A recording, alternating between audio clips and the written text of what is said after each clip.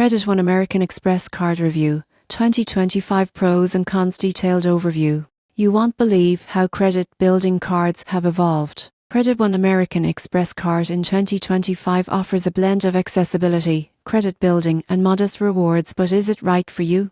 The surprising truth is credit accessibility. Most people get this wrong by assuming Amex cards require perfect credit. Credit One provides approval for fair to average credit profiles, giving users a chance to build or rebuild their credit history. Credit line increases over time, reward responsible usage. Another advantage is transparency. You won't believe what happens next when you see that annual fees appears and rewards are clearly disclosed. You can earn 1% cash back on eligible purchases, with free access to your credit score and monthly reporting to major bureaus. However, there are cons. Annual fees and higher PRs may be a downside, especially if you carry a balance. Rewards are modest compared to premium cards. Some users may prefer other Amex cards with travel perks or higher cashback. In conclusion, the Credit One American Express card in 2025 is ideal for those seeking credit building with manageable rewards. It offers transparency, accessible approval,